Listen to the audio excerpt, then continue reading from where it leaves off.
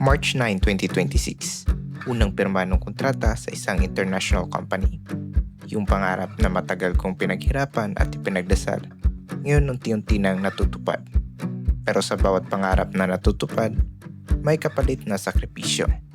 Kaya bago pa man ako sumampa at harapin ang mga alon, sinulit muna namin ang bawat segundo kahit sa maikling panahon.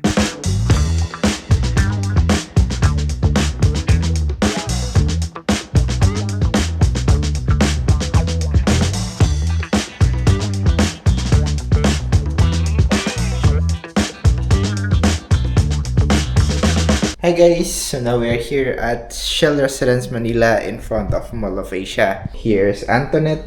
Antoinette, smile Antoinette. Hirap man magtagalog, oy. Lisod man magtagalog. Muna mong room guys. This is our room. Gubot pa kayo mong room, no? So, mo to guys. Mato na sa Mall of Asia.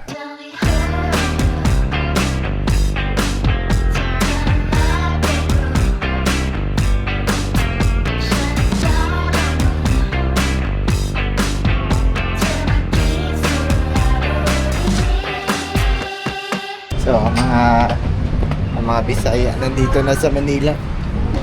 My God, ginbait nilang Manila.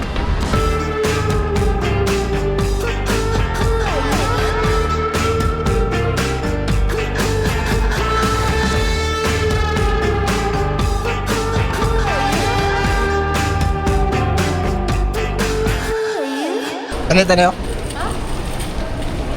Refill ba? Namalit po mga kuano, pamaliton. Buotan kay siya guys. Wala siya kabuotan, masasugoon na siya. So, apan pauwi na kami, may nakita kaming fireworks. So, meron palang fireworks competition.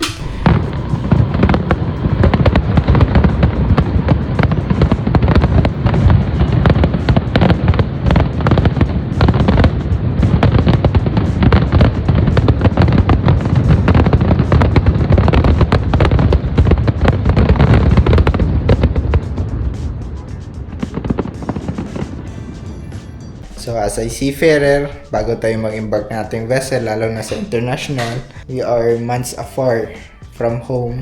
So that's why dapat bibili tayo ng mga gamit. Tulad nito, like mga simple essentials, Colgate, shampoo, mga soaps. So that is our first day. Say goodbye, goodbye, goodbye. Bye-bye.